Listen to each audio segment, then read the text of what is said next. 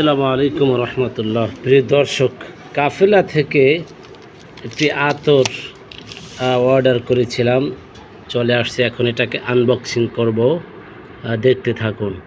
এই বের হয়েছে ভিতরে, এরপরে আরও ভিতরে প্রবেশ করতে হবে। হ্যাঁ, হলো তো আতর বের হচ্ছে, দেখতে পাচ্ছেন। এই সেই কুপন, যদি R15 পেয়ে যাই খুশিতে